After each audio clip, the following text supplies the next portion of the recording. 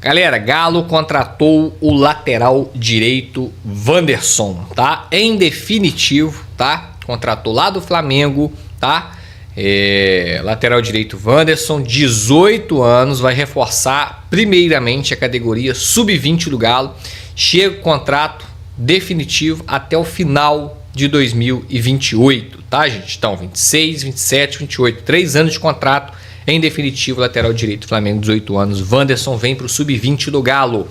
Ele é cria da base rubro-negra e teve 3 oportunidades no time principal e 2 delas esse ano no Campeonato Carioca, tá? O Galo já vinha conversando com ele e ele despediu do Flamengo nessa última terça-feira, tá? Então, Wanderson, a princípio, vem para o time sub-20, tá? Eu sei que muita gente tem perguntado ou tem confundido achando que o Galo está contratando um atleta aí para o profissional. Não é.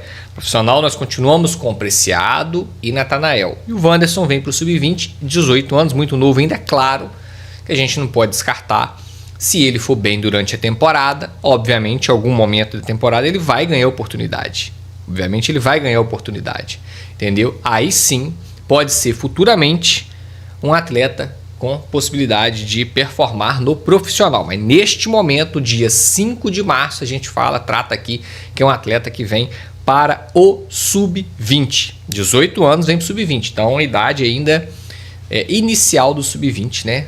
Tomara que ele se destaque para futuramente, aí, quem sabe, ter oportunidade no profissional. Lembrando que a torcida do Flamengo ficou muito chateada com a saída, o que já é um bom sinal. Eu não conheço o atleta, não vou poder falar sobre, mas o fato da torcida do Flamengo estar chateada com a saída nos faz pensar que é um atleta bem promissor, beleza? Primeira notícia do vídeo é essa. Vamos falar agora de Júnior Santos, galera. Trouxemos aqui com exclusividade no início da semana a apuração dos dois lados, lado do clube, lado do atleta, de que na parte do atleta me foi dito com a pessoa próxima ao atleta que o Júnior Santos em 2025 jogou em vários momentos fora das condições físicas ideais, tá? Então, o Júnior Santos chegou ontem no Rio de Janeiro e ontem o próprio jogador confirmou a versão que uma pessoa próxima do atleta me passou e eu repassei para vocês. Então agora temos o jogador falando em on, de forma oficial, tá? Confirmando a informação que nós trouxemos aqui com antecedência, com exclusividade. Vou colocar aqui para você a fala do Júnior Santos na chegada, tá? Lá no Rio, aqui, né? No caso que eu tô no Rio, aqui no Rio de Janeiro, tá, gente? Ó. O ano de 2025 para mim, né, por mais que tenha sido eu tive muitas lesões, mas eu cheguei de uma férias onde eu tinha ganhado 2 títulos, né, que depois de uma Libertadores e um Brasileiro, você dá uma exagerada ali nas comemorações, e eu cheguei já jogando o ano de 2025. Então, para um jogador igual eu que usa bastante a força física, era necessário uma pré-temporada para readaptar o corpo, ainda mais vindo de uma contusão do ano de 2024, onde a partir do mês 6 eu contudi, então eu precisava desse parâmetro físico. Eu acabei já chegando jogando e acabou que o ano foi muito ruim para mim, mas eu acredito no propósito de Deus. Eu vi um vídeo de um torcedor do Botafogo falando que tem algo espiritual, né, na minha história com a história do Botafogo. É a terceira vez que eu tô vindo para cá, então eu acredito nisso, fielmente eu acredito nisso, acredito nos propósitos de Deus. Tinha que acontecer do jeito que aconteceu para eu estar aqui de volta no Botafogo. Então, assim, eu tenho certeza que Deus que me trouxe para cá, Deus está no comando de tudo, e realmente algo espiritual entre mim e o Botafogo, entre os propósitos de Deus na minha vida. Eu tenho certeza que eu tô chegando aqui com o aval do Senhor para fazer história novamente. Então tá aí, né, galera? Vocês viram aí falas do Júnior Santos enquanto ele chegou aqui no Rio ontem, tá? Confirmando tudo que nós trouxemos a respeito de que ele estava jogando no Galo fora da condição física ideal. Lembrando que, para quem não viu o vídeo, obviamente apurei a parte do clube, é assim que se faz a apuração, você apura todos os lados da história para não ser manipulado e trazer para vocês aqui uma história para também não manipular vocês, trazer aqui uma versão apenas. O lado do clube, O lado do clube diz que o atleta faltou comprometimento, principalmente na recuperação das lesões, tá? Então o Galo fala uma coisa, Júnior Santos fala outra, né? E agora o jogador confirmando, beleza? Vamos falar sobre Eduardo Domingues. Eu prometi esse vídeo para vocês, estou trazendo aqui hoje porque eu falei, vou esperar um tempo para poder ter mais barganha, para poder passar para vocês aqui como que é o comportamento do Domingues no Galo no dia a dia, tá? Nesses primeiros dias, né, vamos dizer assim, porque ainda também acredito que seja cedo para caracterizar o trabalho dele, como é que ele é no dia a dia, mas já tivemos aí pelo menos uma semana mais ou menos, né? Exatamente hoje completa uma semana, tá? Na quinta-feira passada ele fez a primeira apresentação, o primeiro treino dele no CT, um treino interno. Então nesses últimos dias eu pude conversar com algumas pessoas de diferentes áreas do clube para poder saber, e aí, como é que é o Eduardo Domingues no dia a dia? Qual que é a semelhança ou diferença com o Sampaoli, com o Cuca? O que eu posso dizer para vocês? Que ele é muito educado, tá? Muito educado. A gente viu aquele cara posturado nas entrevistas, sério, né? Muito educado, sério quando tem que ser, tá? Mas no dia a dia ele é muito exigente nos treinamentos. Então quando o Galo começar a soltar mais bastidores de treinamento, igual a gente pega aqueles vídeos que o Galo solta lá na TV Galo, você vai ver ele sempre em cima, sempre orientando, falando de forma rígida, forte. Ele é muito rígido nos treinamentos. Com ele, jogador não dá migué em campo, tá? Me falaram isso. Esqueça jogador trotar em treinamento, principalmente em jogo, é claro, isso é óbvio, mas em treino também não vai ter jogador dando trotezinho em treino, não. Ele é muito rígido nos treinamentos, tá?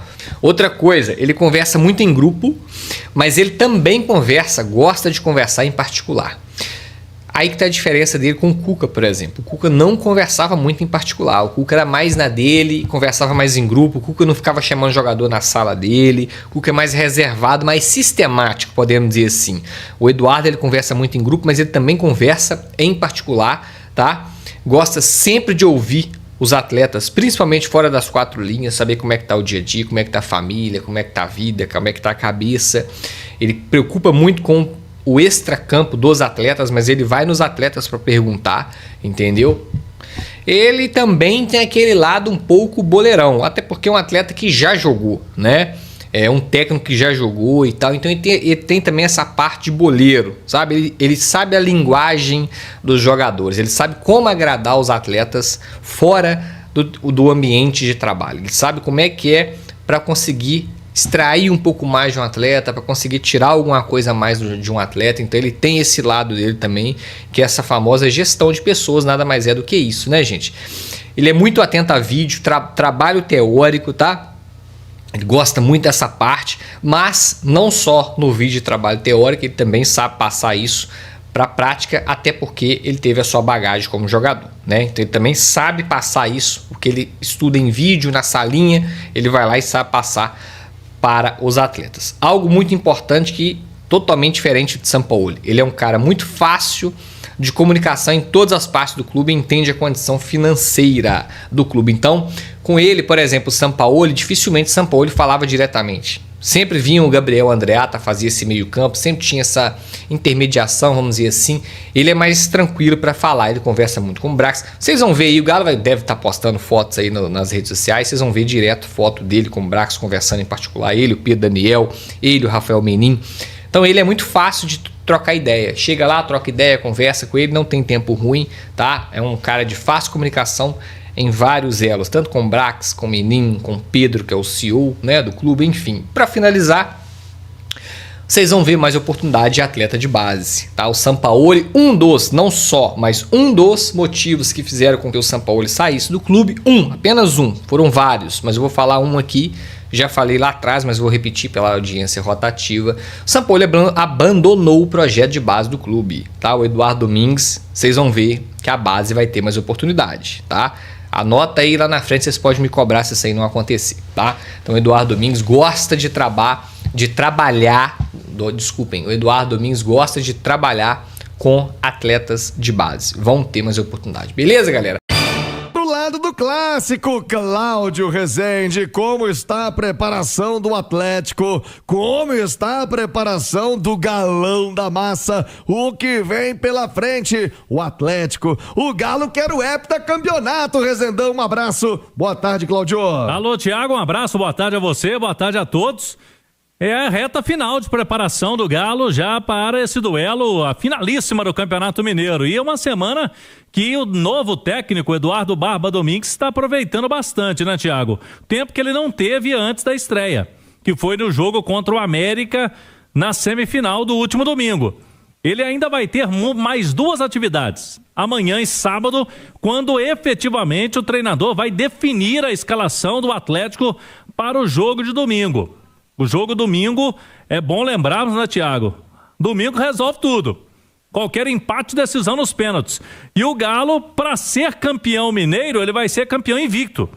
Porque até aqui está invicto na competição. Então pode vir o heptacampeonato e um título invicto do estadual. E eu falava em manchete, Thiago, que tem o grupo praticamente completo. O elenco praticamente completo. Com a liberação do Lianco essa semana. Hoje quem foi liberado foi o meia Izep. Izep estava com uma lesão muscular. Só está no DM hoje, no departamento médico do Galo, Alexander. O Alexander que sofreu aquele problema no joelho, né, no jogo contra o Pouso Alegre e ainda está em tratamento. O restante do elenco, ele tem todo mundo à disposição e ele leva ainda dúvida no ataque. Porque o último jogo foi o Renier, né, Thiago? Foi uma surpresa ali ao lado do Hulk. E o treinador já deixou claro que ele quer colocar alguém perto do Hulk para formar uma dupla de ataque, como fazia Hulk e Paulinho no Galo, na época ali com o Milito, né? Uma dupla que fez sucesso pelo Atlético, inclusive os dois sendo artilheiros ao mesmo tempo. Agora, por enquanto, Thiago, ele não cravou, né? Que se vai ser o Renier, se vai poder colocar outro jogador por ali. Cassierra, será que essa semana convence o treinador que pode ser titular do time? É a principal interrogação nesse time aí do Barba para o jogo de domingo, para ser campeão invicto mineiro, Thiago. Qual seria a melhor solução, hein, Nath Fiuza? Pois é, Thiago, eu acho que a gente tem um impasse que é o que é o melhor para esse jogo específico da final, considerando que o Eduardo Domingues ainda não teve tanto tempo assim para treinar. Uma semana cheia no futebol brasileiro acaba sendo muita coisa, porque são momentos ali quase que raríssimos ao longo da temporada, mas para quem está chegando é quase nada. Então, ele vai pro domingo manter o que ele considera ideal para o time, independentemente do fato de ser uma final, ou ele vai privilegiar aqueles atletas que estiverem melhor ali, que já vem decidindo, que já vem jogando bem. Por que eu falo nisso? Porque talvez se você for pensar a configuração de uma dupla de ataque, o Renier tem essa capacidade de fazer, ainda que tenha que evoluir, ainda tenha que melhor se adaptar, mas é um cara com características mais de aproximação, de jogar por trás de um atacante. O Dudu joga mais aberto. Para o Dudu jogar mais aberto, você precisa ter alguém, a figura mais centralizada, mas é importante você ter também alguém do outro lado, né? Para o time não ficar desequilibrado. Aí você já não é mais uma dupla, e talvez funcione melhor como um trio. Então, o que ele vai privilegiar para domingo, né? É, de fato, encaixar o sistema que ele considera melhor para domingo e para sequência, ou se ele vai falar, não, vou com os mais decisivos, os que já vinham jogando, porque esse negócio vale título, é minha primeira disputa, eu acabei de chegar, é um jogo que vai me dar moral, que vai me dar tranquilidade. Jogador por jogador, hoje eu confio mais no Dudu, porque ele já mostrou mais pelo Atlético, é quem vem conseguindo ser mais regular desde a temporada passada. Mas eu acho que o Renier tem capacidade de ser esse cara que se aproxima, que se movimenta do Hulk, que serve o Hulk, que ataca o espaço, que quebra uma linha, que se conecta com um atacante da qualidade que o Hulk tem. Ô, Ale Oliveira, tanto o Renier quanto o Cassierra, a se considerar que o Renier já está aqui há quase um ano, ainda não mostraram assim aquela segurança. Pode colocar esse aí que tá resolvido. O Renier teve até um bom início de temporada, teve uma minutagem maior, né? E aí conseguiu até, assim, viver alguns poucos bons momentos, né? O Cassierra praticamente não vinha jogando, né? Depois da sua contratação, o antigo treinador não gostava muito, enfim, não era muito utilizado. Eu acho que tem uma diferença aí pro jogo contra o América, o Thiagão, que contra o Coelhão, o Atlético era protagonista no jogo, né? Ia atacar, ia tomar as iniciativas, né? Ia ficar mais com a bola. Acho que contra o Cruzeiro, talvez ele pense diferente. E aí ele precisa de um jogador de velocidade no ataque, né? E aí não seria o Renier. O Renier, eu acho que ele é bom para ajudar a construir, porque ele tem um bom passe, ele toma decisões mais inteligentes, ele tem um raciocínio mais próximo do que tem o Hulk. E eu acho que como o Cruzeiro pode querer ficar mais com a bola, né? E aí eu acho que o Atlético pode fazer opção por pelo menos um jogador de velocidade no ataque, né? Para puxar o contra-ataque, para tentar explorar ali as descidas do Cruzeiro e tal. E aí talvez o Dudu ganhe essa oportunidade. Acho que também tem um aspecto emocional aí, né? O Dudu contra o Cruzeiro, acho que tem uma motivação maior, imagino, né? Então, acho que seria a minha opção e pode ser que seja dele também. Ele tá conhecendo, né? Essa semana aí ele tá tirando ali as conclusões e tal, e eu acho que nem ele tem certeza absoluta do que é o melhor. Mas eu entendo que até para ter esse cara de velocidade, o Dudu seria importante, viu? Olha, já o Cláudio Rezende vai, Cláudio! Vamos lá, Thiago. Agora faltam 2 treinamentos e uma definição aí pro técnico também.